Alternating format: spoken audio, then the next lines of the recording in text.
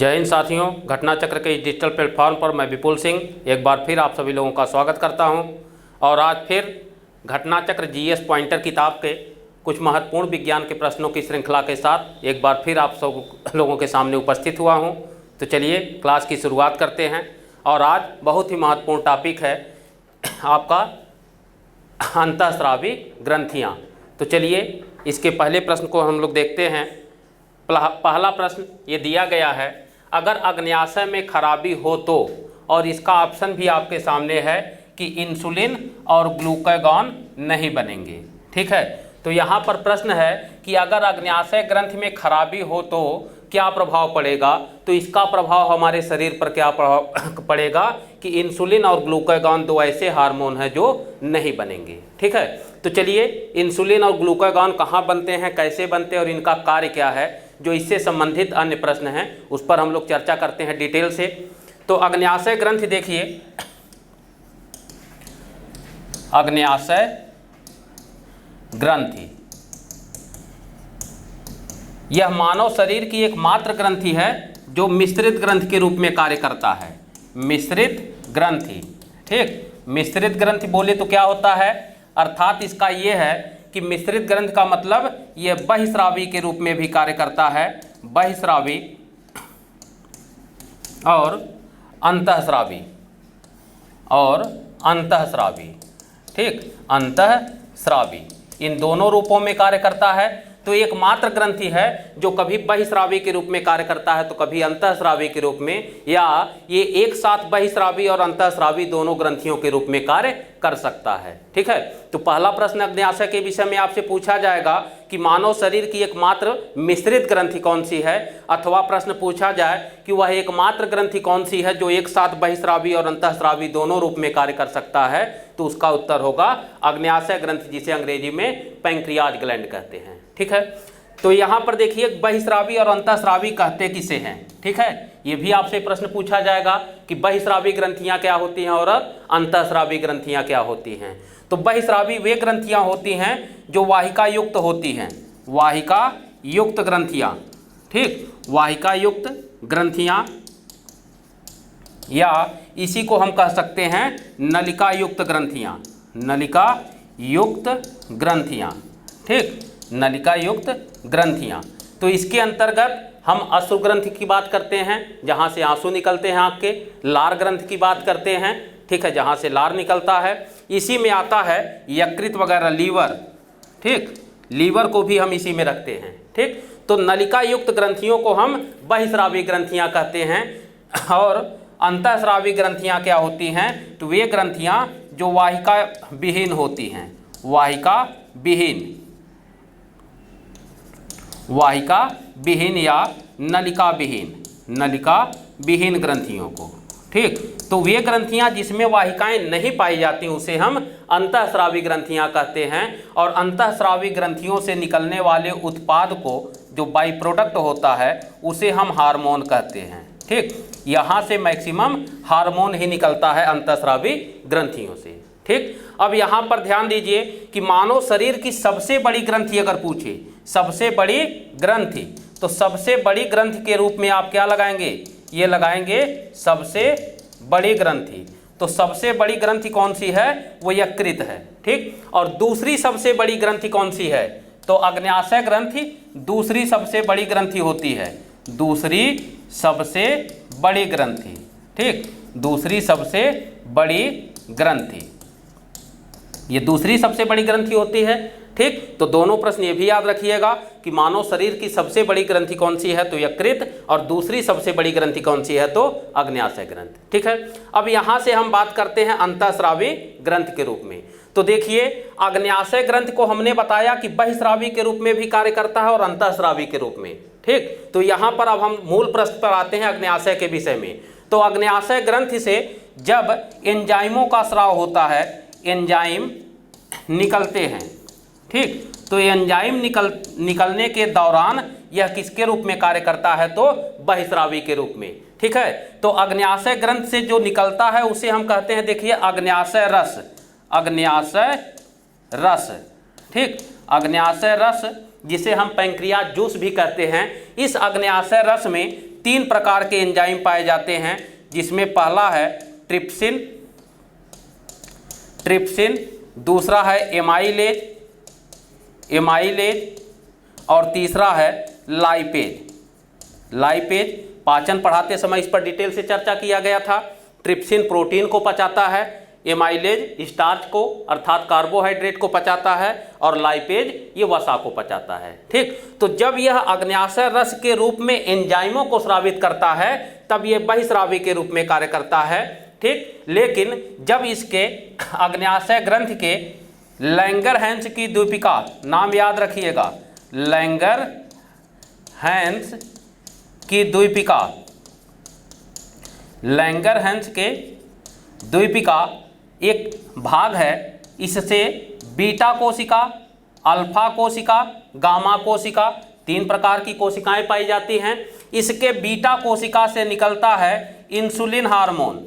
ठीक, insulin hormone, और alpha कोशिका से निकलता है ग्लूकागॉन हार्मोन। ठीक, तो जब ये इंसुलिन हार्मोन और ग्लूकागॉन हार्मोन को स्रावित करता है अग्न्याशय ग्रंथि, तो अंतःस्रावी ग्रंथि के रूप में कार्य करने लगता है। ठीक, तो यहाँ से प्रश्न पूछा जाएगा कि अग्न्याशय ग्रंथि से निकलने वाला हार्मोन कौन कौन सा है, तब आप लगाएंगे इंसुलिन हार्मोन और ग्लूकागॉन हार्मोन। ठीक है, इंसुलिन हार्मोन और ग्लूकागॉन हार्मोन। तो यहाँ प्रश्न भी यही पूछा गया है कि अगर अग्न्याशय ग्रंथि में खराबी हो जाए तो इसका मतलब क्या होगा कि अग्न्याशय ग्रंथि से निकलने वाले हार्मोन निकलना बंद कर देंगे, उसका निर्माण ही नहीं होगा। ठीक, निर्माण क्यों नहीं होगा? क्योंकि वहीं पर निर्मित होता है और वो चीज़ खराब हो चुका है हमारा। तो अग्न्याशय ग्रंथि के खराबी होने से इंसुलिन और ग्लूकागॉन हार्मोन हमारे शरीर में नहीं बनेंगे। ठीक, क्लियर हुआ। दूसरी चीज, अब और प्रश्न क्या पूछा जाएगा कि अग्न्याशय ग्रंथि के किस भाग से इंसुलिन और ग्लूकागॉन नामक हार्मोन निकलते हैं, तो उसका उत्तर केवल लगाइएगा लैंगरहैंस की द्वीपिका। अर्थात पूरा का पूरा अग्न्याशय ग्रंथि बहिस्रावी या अंतःस्रावी के रूप में कार्य नहीं करता, उसका एक भाग बहिस्रावी के रूप में कार्य करता है और दूसरा भाग जो लैंगरहैंस की द्वीपिका वाला भाग है उतना ही भाग केवल अंतःस्रावी के रूप में कार्य करेगा और वहीं से इंसुलिन और ग्लूकागॉन निकलता है। तीसरा प्रश्न पूछा जाएगा कि लैंगरहैंस की द्वीपिका के किस प्रकार की कोशिका से इंसुलिन बनता है, तो आप बीटा कोशिका लगाएंगे, और किस प्रकार की कोशिका से ग्लूकागॉन बनता है तब अल्फा कोशिका लगाएंगे। दोनों ये भी याद रखिएगा, अलग अलग प्रश्न पूछे जा सकते हैं। ठीक है, अब हम लोग देखते हैं कि इंसुलिन और ग्लूकागॉन का कार्य क्या है, ये भी प्रश्न पूछा जाएगा आपसे, तो इस पर हम लोग चर्चा करते हैं। तो यहाँ देखिए, इंसुलिन और ग्लूकागॉन के कार्य पे हम लोग चर्चा करते हैं। इंसुलिन और ग्लूकागॉन ये 2 हार्मोन हैं। तो इंसुलिन हार्मोन क्या करता है, ये रक्त में शर्करा अर्थात ग्लूकोज, शुगर, शर्करा की मात्रा को नियंत्रित करता है। ठीक, इसका मतलब क्या है कि रक्त में अतिरिक्त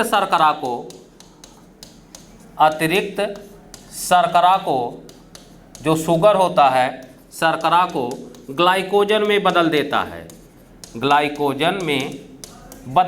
है।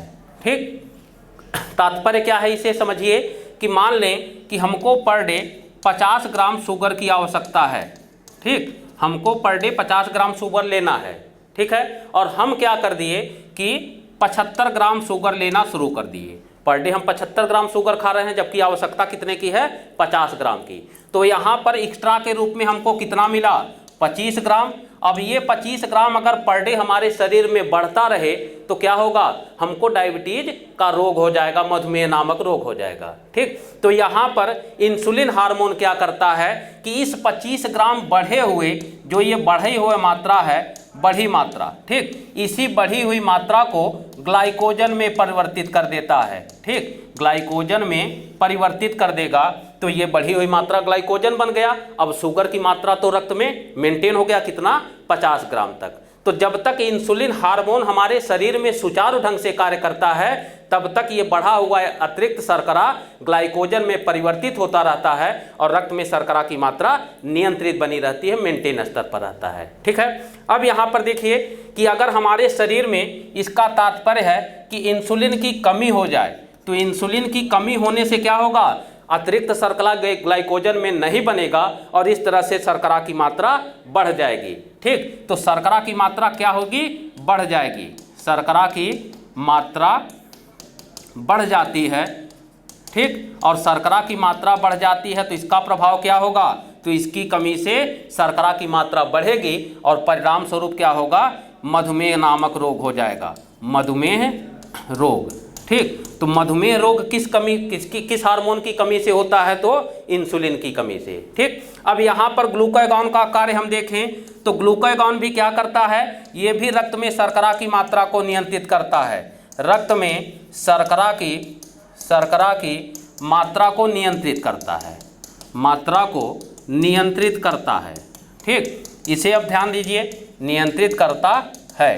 तो यहाँ पर ग्लूकागॉन का भी कार्य वही है इंसुलिन का। तो ग्लूकागॉन करता क्या है, इस पर हम लोग ध्यान दें कि अगर मान लीजिए कि हमको 50 ग्राम शुगर लेना है पर डे, ठीक है, और हमको ये एहसास हुआ कि हमें हो सकता है डायबिटीज का रोग हो जाए, मधुमेह नामक रोग हो जाए, ऐसी स्थिति में हम प्रिकॉशन के तौर पर डे 25 ग्राम शुगर लेना शुरू कर दिए। ठीक है, तो हमारे शरीर में कमी कितने की हो जाती है, 25 ग्राम की कमी हो जाती है, क्योंकि हम 25 ग्राम कम खाना शुरू कर दिए जबकि शरीर को चाहिए 50 ग्राम। तो यह 25 ग्राम की कमी कहाँ से पूरा किया जाएगा, तो ये ग्लाइकोजन से पूरा किया जाएगा। ठीक, ग्लाइकोजन से ये ग्लूकागॉन क्या करेगा, ग्लूकागॉन स्रावित होगा और इस ग्लाइकोजन को फिर से बदल देगा शर्करा में। ठीक, इसे शर्करा में बदलकर फिर से शर्करा रक्त में शर्करा की मात्रा को मेंटेन लेवल पर लाकर अर्थात 50 ग्राम के स्तर पर लाकर मेंटेन कर देता है। तो इस प्रकार से हमारे रक्त में शर्करा की मात्रा को नियंत्रित करने वाले हार्मोन कौन कौन से हुए, तो इंसुलिन भी हुआ और ग्लूकागॉन भी हुआ। ठीक, दूसरा प्रश्न क्या पूछा जाएगा आपसे कि रक्त में शर्करा की मात्रा के बढ़ने पर कौन सा हार्मोन निकलेगा। ठीक, तो ये हमेशा बढ़ने की स्थिति में निकलता है, जब रक्त में शर्करा की मात्रा बढ़ जाती है तो बढ़ने की स्थिति में इंसुलिन निकलता है और जब रक्त में शर्करा की कमी हो जाती है तो कमी की स्थिति में ग्लूकागॉन निकलता है। ठीक, ये बढ़ी हुई स्थिति में निकलेगा और अतिरिक्त शर्करा को ग्लाइकोजन में बदल देगा। तो प्रश्न पूछा जाएगा कि रक्त में मौजूद शर्करा को ग्लाइकोजन में बदलने वाला हार्मोन कौन सा है, तो लगाएंगे इंसुलिन। ठीक, दूसरा प्रश्न कि ग्लूकागॉन के विषय में क्या पूछेगा कि रक्त में शर्करा की कमी होने पर कौन सा हार्मोन निकलेगा, तो ग्लूकागॉन निकलेगा। दूसरा प्रश्न पूछेगा आपसे कि रक्त में शर्करा की कमी होने पर ग्लाइकोजन को शर्करा में बदलने वाला हार्मोन कौन सा है, तो ग्लाइकोजन को शर्करा में बदलने वाला हार्मोन हमारा क्या होगा, ये ग्लूकागॉन होगा। इसे भी नोट कर लीजिए। इतने प्रश्न यहाँ से इस टाइप से पूछे जा सकते हैं किसी भी परीक्षा में। चलिए अगले प्रश्न की ओर हम लोग बढ़ते हैं। अगला प्रश्न है कि इंसुलिन होता है, ठीक, और उसका ऑप्शन भी आपके सामने उत्तर दिया गया है, प्रोटीन होता है। ठीक, इंसुलिन क्या है, तो एक प्रोटीन है। दूसरा प्रश्न भी इसी के सामने दिया गया है कि अग्न्याशय द्वारा उत्पन्न होता है, तो अग्न्याशय द्वारा कौन सा हार्मोन उत्पन्न होगा, इंसुलिन हार्मोन। ठीक, अभी हम लोगों ने इस प्रश्न पर भी चर्चा किया है कि अग्न्याशय ग्रंथ के एक विशेष भाग से, कौन सा भाग है, लैंगरहैंस की द्वीपिका, लैंगरहैंस की द्वीपिका के भाग से, लैंगरहैंस के द्वीपिका से। ठीक, इसी से निकलेगा कौन, इंसुलिन हार्मोन। और लैंगरहैंस के द्वीपिका के किस प्रकार की कोशिका से, तो उस कोशिका का नाम आप क्या बताएंगे, तो वह कोशिका कौन सी होगी, बीटा कोशिका होती है। ठीक, इसे भी याद रख दीजिए कि लैंगरहैंस के बीटा कोशिका से इंसुलिन हार्मोन निकलता है और यह लैंगरहैंस की द्वीपिका किसका भाग है, अग्न्याशय ग्रंथि का भाग है। तो अग्न्याशय ग्रंथि से अथवा लैंगरहैंस की द्वीपिका से निकलने वाला हार्मोन इंसुलिन। और केवल इंसुलिन ही नहीं होगा बल्कि इसके साथ ग्लूकागॉन भी लगेगा, ग्लूकागॉन। तो इंसुलिन और ग्लूकागॉन ये दोनों हार्मोन अग्न्याशय ग्रंथ से निकलेंगे, उसके लैंगरहैंस की द्वीपिका से निकलेंगे, बीटा कोशिका से निकलेगा, बीटा कोशिका से इंसुलिन निकलेगा, ठीक, और अल्फा कोशिका से ये ग्लूकागॉन निकलेगा, ठीक, ग्लूकागॉन निकलेगा।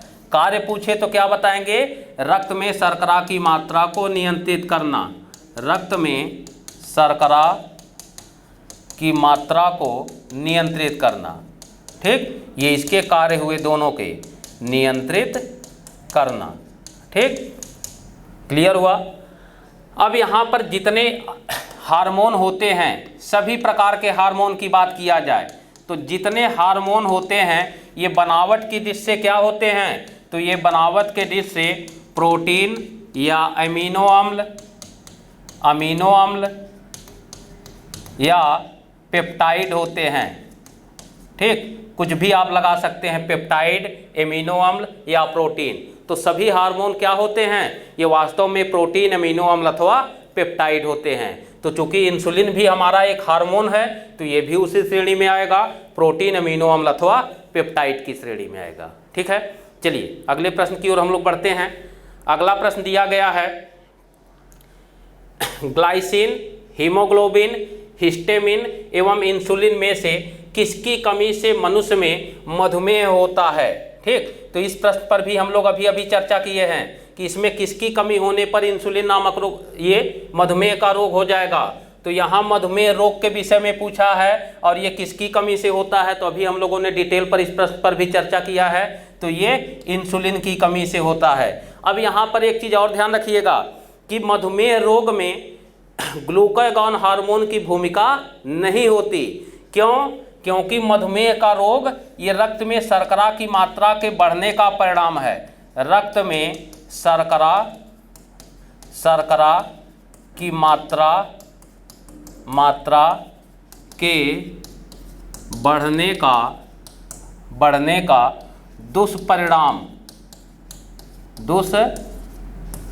होता है, ठीक। तो जब रक्त में शर्करा की मात्रा बढ़ेगी तभी हमको मधुमेह होगा। और रक्त में शर्करा की मात्रा क्यों बढ़ती है? क्योंकि इंसुलिन हार्मोन निकलना बंद हो जाता है या इसकी कमी हो जाती है। क्योंकि अगर ये निकलता रहेगा तो क्या करेगा? इंसुलिन अगर सुचारू ढंग से निकलता रहेगा तो रक्त में कभी शर्करा की मात्रा बढ़ नहीं सकती, क्योंकि ये बढ़े हुए मात्रा को क्या कर देता है? ग्लाइकोजन में परिवर्तित करते रहता है, ग्लाइकोजन में परिवर्तित करते रहेगा, ठीक। तो अगर ग्लाइकोजन में परिवर्तित करता रहेगा तो इस तरह से रक्त में शर्करा की मात्रा हमेशा नियंत्रित बनी रहती है, ठीक। तो यहाँ पर आप खुद देख रहे हैं कि मधुमेह में ग्लूकागॉन हार्मोन की कोई भूमिका नहीं होती, इसके घटने से कोई प्रभाव नहीं पड़ेगा। लेकिन इंसुलिन अगर घट जाए, कम हो जाए या निकलना बंद हो जाए तो रक्त में लगातार शर्करा की मात्रा बढ़ती रहेगी और इसके दुष्परिणाम स्वरूप हमको मधुमेह नामक रोग हो जाता है, ठीक। दूसरे प्रश्न पर हम लोग देखते हैं। दूसरा प्रश्न आपके सामने दिया गया है। यहाँ पर हार्मोन और उसके कार्य दिए गए हैं, ठीक है। तो पहला हार्मोन दिया गया है इंसुलिन और उसके सामने उसका कार्य भी दिया गया है रक्त में शर्करा का नियंत्रण, ठीक। इसका कार्य सही भी है, रक्त में शर्करा को ही नियंत्रित करता है। दूसरा हार्मोन है मेलाटोनिन, इसे कहा जाता है निद्रा का नियंत्रण करने वाला हार्मोन, ठीक, निद्रा को नियंत्रण करने वाला हार्मोन, ठीक है। तीसरा है ऑक्सीटोसिन, ऑक्सीटोसिन क्या करता है? ये स्तन ग्रंथि से दुग्ध का निस्सरण करता है, ठीक।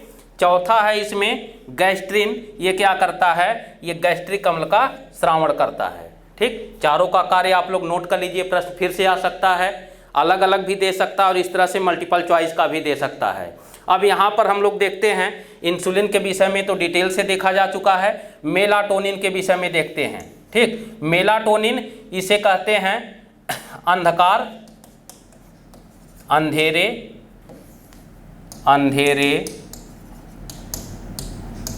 अंधेरे में निकलने वाला हार्मोन, ठीक। ये हमेशा अंधेरे में निकलने वाला हार्मोन, या इसी को कहा जाता है रात में निकलने वाला हार्मोन। ठीक, निकलने वाला हार्मोन।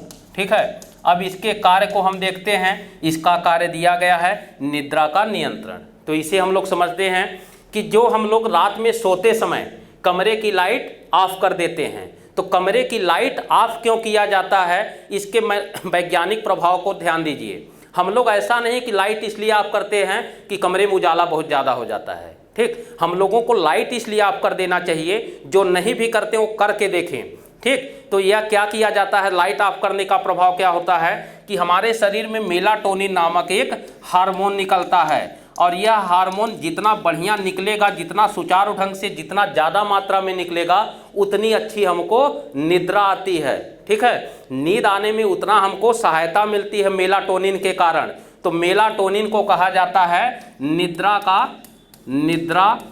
का हार्मोन। ठीक, इसी को हम निद्रा का हार्मोन भी कहते हैं, क्योंकि इसी हार्मोन के कारण हमको आसानी से बढ़िया से नींद आ जाती है।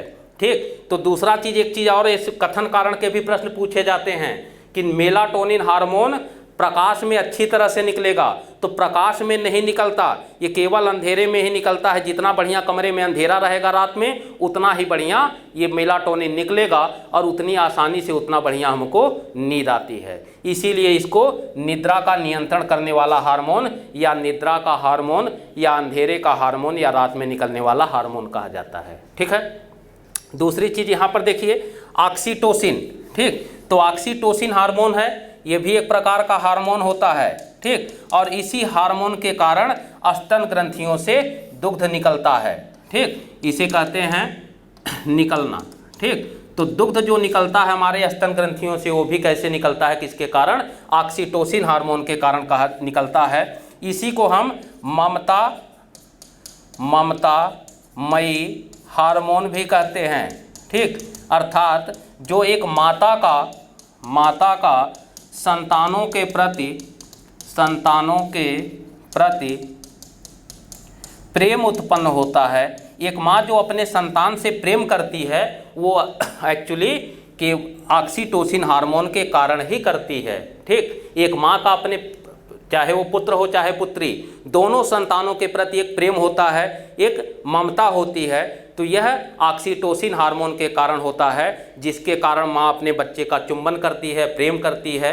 ठीक, तो ये सारे व्यवहार उसका क्यों होता है, ऑक्सीटोसिन हार्मोन के कारण। ठीक, और यहाँ पर एक चीज़ और ध्यान रखिए कि इस ऑक्सीटोसिन हार्मोन का हम प्रयोग डेयरी उद्योग में भी करने लगते हैं, जो कि अनुचित है। ठीक, डेयरी उद्योग में इसका प्रयोग कैसे करते हैं, देखिए, जब किसी गाय या भैंस का बछड़ा या बच्चा, ठीक, बच्चा मर जाता है, तो उस बछड़े के मरने के बाद ऑक्सीटोसिन का इंजेक्शन लगाया जाता है। ऑक्सीटोसिन का इंजेक्शन। ठीक, और इसी ऑक्सीटोसिन के इंजेक्शन को लगाकर उससे दुग्ध निकाला जाता है। ठीक, दुग्ध निकाला जाता है। तो ये भी प्रश्न पूछा जाता है कि किसी भी जानवर के बच्चे के मरने के बाद दुग्ध निकालने के लिए जो इंजेक्शन का प्रयोग किया जाता है, या जो दवाई लगाई जाती है, वो वास्तव में क्या होता है, तो वास्तव में ये ऑक्सीटोसिन हार्मोन ही होता है। ठीक है, क्लियर हुआ। तो इतने प्रश्न यहाँ से भी पूछे जाएंगे। आपका एक तो मिलान करने के लिए आ ही गया है। दूसरा प्रश्न ये भी पूछा जाएगा कि ममतामयी हार्मोन अथवा माता के अपने संतानों के प्रति जो प्रेम होता है वो किसके कारण होता है, तो वो वास्तव में ऑक्सीटोसिन हार्मोन के कारण होता है। या दूसरा प्रश्न ये भी पूछा जाएगा, और पूछा भी गया है एक बार, कि किसी भी गाय के, भैंस के या किसी भी दूध देने वाले जानवर का जब बच्चा मर जाता है, तो उससे दूध निकालने के लिए किस प्रकार के हार्मोन का इंजेक्शन लगाया जाता है, तो वो भी वास्तव में ऑक्सीटोसिन हार्मोन का इंजेक्शन लगता है। ठीक है, चलिए अगले प्रश्न की ओर हम लोग बढ़ते हैं। अगला प्रश्न है, माँ और शिशु के बीच गले लगाना चुंबन को प्रेरित करता है। तो अभी इस प्रश्न पर हम लोगों ने अभी चर्चा किया है कि ऑक्सीटोसिन हार्मोन वह हार्मोन होता है जिसे हम ममतामयी हार्मोन कहते हैं, अर्थात एक माता का अपने संतान के प्रति प्रेम को उत्पन्न करता है। ठीक, और इसी प्रेमवश ममता के कारण ही एक माता अपने बच्चे को बार बार गले लगाती है, उसको चूमती है, उसको प्यार करती है। तो ये सारे व्यवहार ऑक्सीटोसिन हार्मोन के कारण ही होता है। ठीक, अभी डिटेल में चर्चा किया गया। अगला प्रश्न है कि पीयूष ग्रंथि अपने प्रेरक हार्मोनों की वजह से अन्य अंतःस्रावी ग्रंथियों की स्रावी सक्रियताओं को नियंत्रित करती है। अंतःस्रावी ग्रंथि जो पीयूष ग्रंथि से स्वतंत्र कार्य कर सकती है। ठीक, तो यहाँ पर उत्तर दिया गया है परावटु, जिसे हम परावट को हम क्या कहते हैं, पैराथायराइड। पैराथायराइड, ठीक, पैराथायराइड ग्रंथि। ठीक, तो पैराथायराइड एक ऐसी ग्रंथि है जो पीयूष ग्रंथि के नियंत्रण से स्वतंत्र कार्य भी कर सकती है। इसका तात्पर्य क्या है कि जितनी अंतःस्रावी ग्रंथियां होती हैं, सभी अंतःस्रावी ग्रंथियों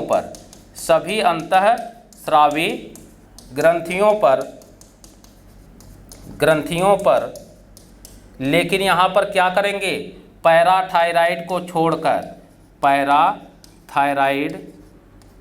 पैराथायराइड को छोड़कर, ठीक, छोड़कर केवल इसी एक अंतःस्रावी ग्रंथि को छोड़कर सभी अंतःस्रावी ग्रंथियों पर पीयूष ग्रंथि का नियंत्रण होता है। अर्थात जितनी अंतःस्रावी ग्रंथियां होती है, जैसे थायराइड ग्रंथि हुआ, एड्रिनल ग्रंथि हुआ, जनन ग्रंथि हुआ, ठीक है, तो इन सभी अंतःस्रावी ग्रंथियों पर पीयूष ग्रंथि अपना प्रत्यक्ष नियंत्रण रखता है, उसके कार्यों को कंट्रोल करते रहता है। लेकिन एक अंतःस्रावी ग्रंथि है जिसे हम परावटु या पैराथायराइड अंतःस्रावी ग्रंथि कहते हैं, इस पर पीयूष ग्रंथि का प्रत्यक्ष नियंत्रण नहीं होता, ये स्वतंत्र रूप से भी कार्य कर सकती हैं। तो अंतःस्रावी ग्रंथियों पर प्रत्यक्ष नियंत्रण रखने के कारण ही हम पीयूष ग्रंथि को क्या कहते हैं, पीयूष ग्रंथि को मास्टर ग्रंथि भी कहते हैं, मास्टर ग्रंथि। ये इसीलिए कहा जाता है क्योंकि यह एक ऐसा ग्रंथि है जो सभी अंतःस्रावी ग्रंथियों के कार्यों को नियंत्रित करता है, इसीलिए पीयूष ग्रंथि को हम मास्टर ग्रंथि कहते हैं। और यही पीयूष ग्रंथि ये सबसे छोटी ग्रंथि भी है, सबसे छोटी ग्रंथि है, इसे भी याद रखिएगा, सबसे छोटी ग्रंथि। ठीक, तो मानव शरीर की सबसे छोटी ग्रंथि कौन सी है, पीयूष ग्रंथि। और सबसे बड़ी ग्रंथि कौन सी है, तो यकृत या लीवर होता है। दूसरी सबसे बड़ी ग्रंथि अग्न्याशय ग्रंथि है, इस पर हम लोग शुरू में ही चर्चा किए थे। ठीक है, चलिए यहाँ से कुछ चीज़ों को और देख लेते हैं। पैराथायराइड ग्रंथि के कार्य आपसे पूछा जा सकता है। ठीक, पैराथायराइड ग्रंथि, इस ग्रंथि से निकलते हैं दो प्रकार के हार्मोन। ठीक, पहला हार्मोन क्या है, पैराथायराइड हार्मोन, पैराथायराइड हार्मोन। ठीक, और दूसरा हार्मोन कौन सा निकलता है, दूसरा निकलता है कैल्सीटोनिन। ठीक, ये दो हार्मोन कहाँ से निकलते हैं, तो प्रश्न पूछा जाएगा आपसे कि कैल्सीटोनिन हार्मोन अथवा पैराथायराइड हार्मोन किस ग्रंथ से निकलता है, तो ये पैराथायराइड ग्रंथ से निकलता है, परावटु ग्रंथि से। ठीक, और इन दोनों का कार्य क्या है, तो पैराथायराइड हार्मोन और कैल्सीटोनिन हार्मोन का अगर कार्य आपसे पूछे तो इन दोनों का कार्य क्या है, तो इनका कार्य है रक्त में कैल्शियम और फास्फोरस, कैल्शियम और फास्फोरस की मात्रा को नियंत्रित करना। ठीक, रक्त में कैल्शियम और फास्फोरस की मात्रा को नियंत्रित करना, यही इसका मुख्य कार्य होता है। तो ये प्रश्न पूछा भी जाता है कि रक्त में कैल्शियम अथवा फास्फोरस की मात्रा को कौन हार्मोन नियंत्रित करता है, तो इसका उत्तर क्या लगाएंगे, पैराथायराइड हार्मोन और कैल्सीटोनिन हार्मोन। ठीक, अब यहाँ पर भी ध्यान दीजिए कि जब रक्त में कैल्शियम की मात्रा बढ़ जाती है या घट जाती है तो बढ़ने अथवा घटने की स्थिति में यही निकलता है पैराथायराइड हार्मोन और कैल्सिटोनिन हार्मोन, और ये दोनों हार्मोन बारी बारी से निकलकर रक्त में कैल्शियम और फास्फोरस की मात्रा को, उसके स्तर को मेंटेन बनाए रखते हैं। ठीक, चलिए अगले प्रश्न की ओर हम लोग बढ़ते हैं।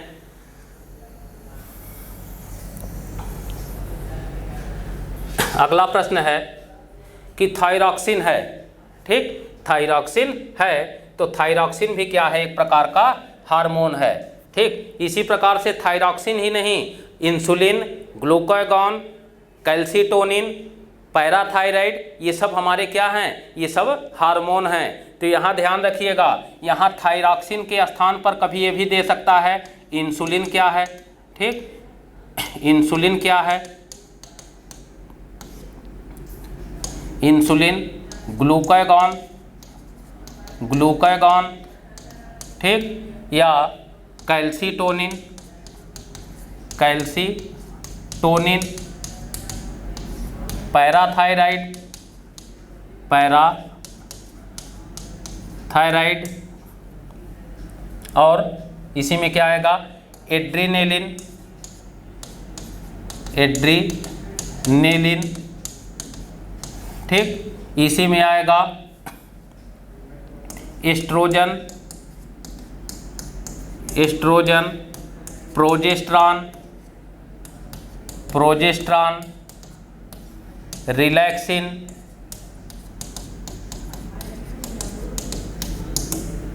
रिलैक्सिन,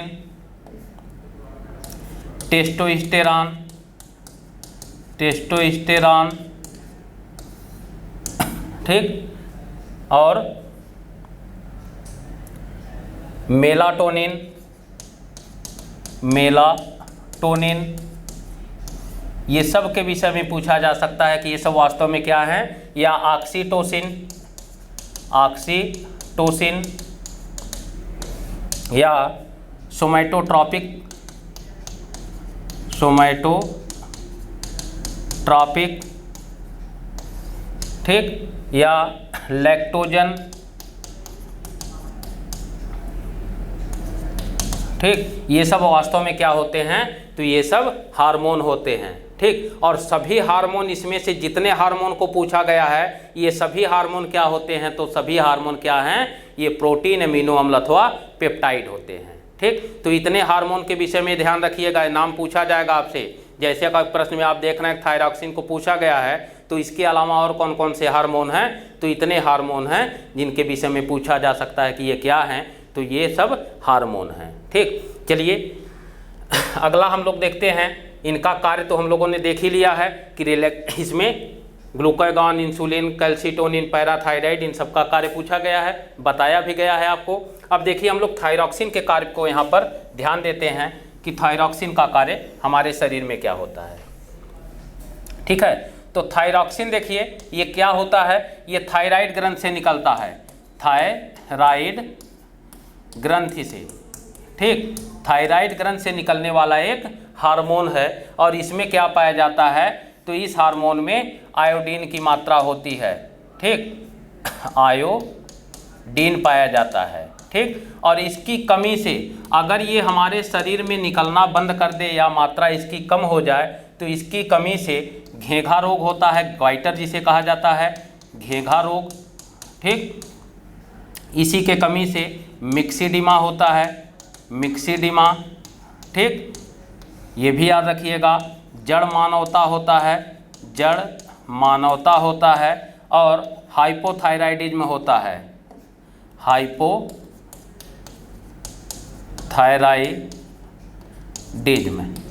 ठीक, तो इतने रोग का नाम याद रखिएगा, घेंघा रोग, मिक्सिडिमा रोग, जड़ मानवता रोग और हाइपोथायराइडिज्म, ये किस हार्मोन की कमी से होगा, तो ये सब ये थायरॉक्सिन हार्मोन की कमी से होता है अथवा आयोडीन की कमी से होता है। ठीक, घेंघा रोग में क्या होता है, तो थायराइड ग्रंथियां जो यहाँ पर पाई जाती हैं, इसमें स्वेलिंग आ जाती है, और ये पूरा का पूरा गर्दन हमारा स्वेलिंग के कारण बाहर निकल जाता है।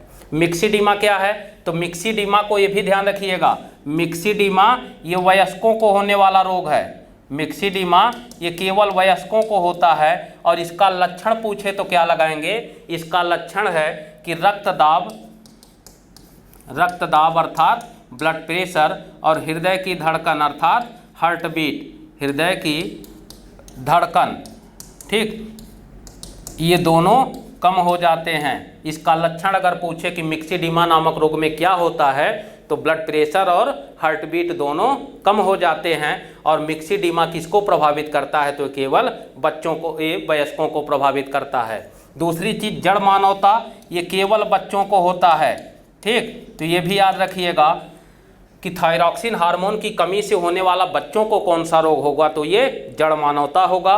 और वयस्कों को कौन सा होता है, तो ये मिक्सिडिमा होगा, ठीक। जड़ मानवता का लक्षण अगर पूछे तो क्या लगाएंगे, तो जड़ मानवता में क्या होता है, जड़ मानवता में बच्चे का शारीरिक मानसिक विकास अवरुद्ध हो जाता है।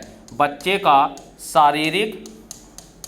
शारीरिक और मानसिक विकास, ठीक, मानसिक विकास अवरुद्ध हो जाता है, ठीक, विकास अवरुद्ध हो जाता है, ये भी याद रखिएगा, ठीक। अर्थात बच्चा क्या होता है, मंद बुद्धि का हो जाता है, ठीक, मंद बुद्धि।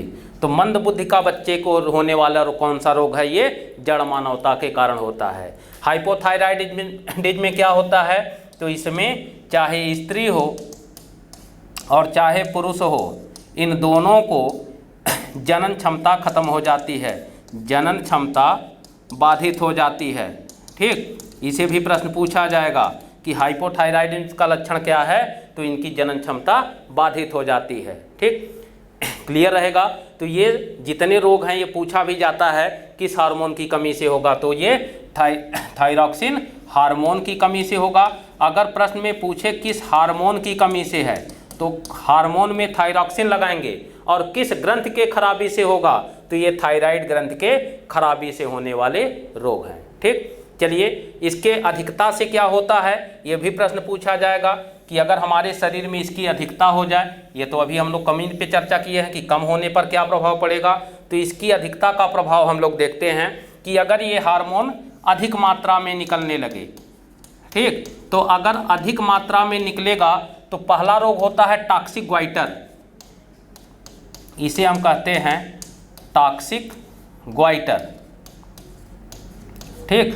तो टॉक्सिक ग्वाइटर ये वयस्कों को होता है, ठीक, ये भी याद रखिएगा। जिस प्रकार से मिक्सिडिमा वयस्कों को हुआ था, उसी प्रकार से टॉक्सिक ग्वाइटर भी वयस्कों को होगा।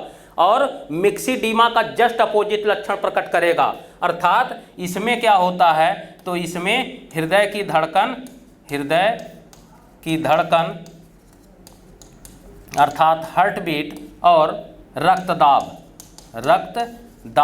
अर्थात ब्लड प्रेशर, ये दोनों बढ़ जाते हैं, ठीक। तो मिक्सिडिमा में यही दोनों घट गया था और टॉक्सिक ग्वाइटर में यही दोनों बढ़ जाता है, ठीक है। इसे याद रखिएगा, ये प्रश्न पूछा जाएगा कि टॉक्सिक ग्वाइटर किस हार्मोन की अधिकता से होगा, तो ये थायरॉक्सिन हार्मोन की अधिकता से होगा। और इसका लक्षण क्या है, तो इसमें रक्तदाब और हृदय की धड़कन दोनों बढ़ जाते हैं। और ये किसको प्रभावित करेगा, तो ये केवल वयस्कों को प्रभावित करता है, ठीक। और इसी प्रकार से एक रोग और होगा इसके अधिकता से, जिसे हम कहते हैं एक्सोप्थैल्मिया,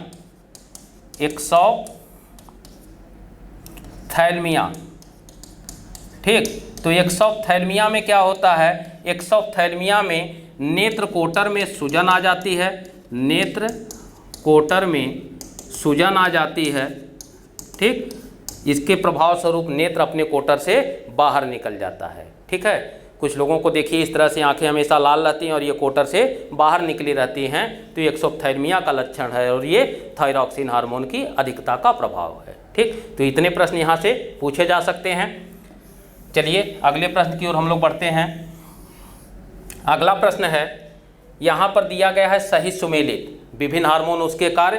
तो यहाँ पर है एक हार्मोन है एड्रीनेलिन, ये क्या है, ये क्रोध भय और खतरे को नियंत्रित करता है अथवा क्रोध भय और खतरे की स्थिति में स्रावित होता है, ठीक है। एड्रीनेलिन हार्मोन ये एड्रीनल ग्रंथ से निकलता है, इसे भी याद रखिए, एड्रीनल ग्रंथि से, ठीक, एड्रीनल ग्रंथ से निकलने वाला हार्मोन है। और इस हार्मोन को हम कहते हैं लड़ो और उड़ो हार्मोन, अर्थात फाइट एंड फ्लाइट, लड़ो और उड़ो हार्मोन कहा जाता है इसे भी याद रखिए। और यही हार्मोन है जो क्रोध, भय अथवा खतरे की स्थिति में जब हमारा ब्लड प्रेशर या हार्ट बीट ये कम या अधिक होने लगता है, देखिए जब हम क्रोधित होते हैं या भयभीत होते हैं तो दोनों ही स्थिति में हमारा हार्ट बीट कम होने लगता है या हार्ट बीट बहुत तेज बढ़ जाता है। उसी प्रकार से या तो लो ब्लड प्रेशर हो जाएगा या तो हाई ब्लड प्रेशर हो जाता है। तो ऐसी स्थिति में हमको हार्ट का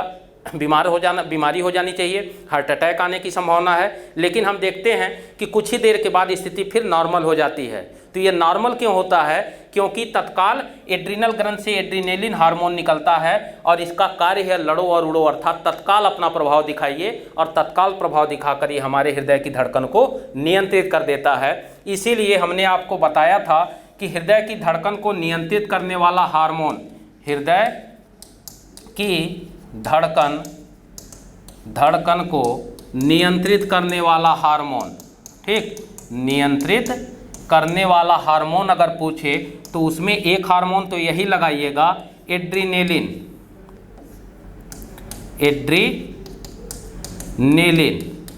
ठीक, क्यों? क्योंकि ये हृदय की धड़कन को तत्काल मेंटेन कर देता है। अगर बढ़ा हुआ है तो घटा देगा और घटा हुआ है तो बढ़ा देगा, और ये हमेशा भय, क्रोध और खतरे की स्थिति में ही स्रावित होता है। ठीक, दूसरा हार्मोन है थायरॉक्सिन हार्मोन, थायरॉक्सिन। ये भी यही करता है, हृदय की धड़कन को नियंत्रित करता है। कैसे? क्योंकि हमने आपको अभी मिक्सिडिमा और टॉक्सिक ग्वाइटर के संबंध में बताया कि मिक्सिडिमा में हृदय की धड़कन कम हो जाती है और टॉक्सिक ग्वाइटर में हृदय की धड़कन बढ़ जाती है। ठीक, तो मिक्सिडिमा कब होगा? जब हमारा थायरॉक्सिन हार्मोन कम निकलेगा, और टॉक्सिक ग्वाइटर कब होगा? जब थायरॉक्सिन हार्मोन शरीर में निकलना अधिक हो जाए। तो दोनों ही कंडीशन में ये क्या करते हैं? दोनों ही कंडीशन में ये हार्मोन हृदय की धड़कन को नियंत्रित करते हैं। तो हृदय की धड़कन को नियंत्रित करने वाला हार्मोन प्रश्न पूछे तो एड्रिनेलिन अथवा थायरॉक्सिन लगाइएगा। और मस्तिष्क का कौन सा भाग हृदय की धड़कन को नियंत्रित करता है? तो ये पश्च मस्तिष्क अर्थात मेडुला ऑब्लांगेटा करता है, जिस पर हमने पिछले वीडियो में चर्चा किया था। ठीक है, अब अगला प्रश्न हम लोग इसी में देखते हैं। ये देखिए इंसुलिन, ठीक है, तो इंसुलिन क्या है? एक प्रकार का हार्मोन है। ठीक, इंसुलिन को यहाँ पर कर लीजिएगा, ये हार्मोन है। ठीक, दूसरी चीज ये दिया गया है ग्लूकोज। तो इसका मतलब क्या है? इंसुलिन क्या करता है? एक हार्मोन है जो ग्लूकोज को नियंत्रित करता है। ठीक, नियंत्रित करता है कि नहीं? अभी हमने बताया कि रक्त में शर्करा अर्थात ग्लूकोज की मात्रा बढ़ने पर उसको नियंत्रित कर देता है। और ये है फेरोमोन। फेरोमोन क्या करता है? तो ये गंध के बोध से साथी को आकर्षित करता है। ठीक, दूसरा प्रश्न फेरोमोन में और ध्यान रखिएगा कि फेरोमोन कीटों के द्वारा स्रावित होता है, ये भी प्रश्न पूछा जाता है। कीटों के द्वारा स्रावित होता है। ठीक, तो कीटों के द्वारा कौन सा हार्मोन स्रावित होता है? तो ये फेरोमोन है। फेरोमोन भी क्या है? एक हार्मोन है, और इसी हार्मोन के कारण कीट आपस में आकर्षित होते हैं। ठीक, चलिए इतने प्रश्न पे हम लोगों ने चर्चा किया। अगला प्रश्न है इसी में अगला प्रश्न आपका दिया गया है, मनुष्य के शरीर में वह ग्रंथ जो वाहिनीहीन है। ठीक, तो अभी हम लोग शुरू में ही वीडियो के एकदम शुरुआत में ही बताया था कि जितने अंतःस्रावी ग्रंथियां होती हैं वो वाहिका विहीन या नलिका विहीन होती हैं, अर्थात नलिका विहीन और वाहिका विहीन ग्रंथियों को ही हम अंतःस्रावी ग्रंथियां कहते हैं। और कौन कौन सी अंतःस्रावी ग्रंथि है, उससे कौन सा हार्मोन निकलता है और उसके कार्य क्या हैं, इस पर हम लोगों ने चर्चा किया डिटेल में। ठीक है, तो वीडियो अगर अच्छा लगा हो आज का तो लाइक करिएगा, शेयर करिएगा और हमारे चैनल को सब्सक्राइब करिएगा। कल हम लोग फिर मिलते हैं अगले क्लास में एक अन्य महत्वपूर्ण टॉपिक के साथ। तब तक के लिए जय हिंद।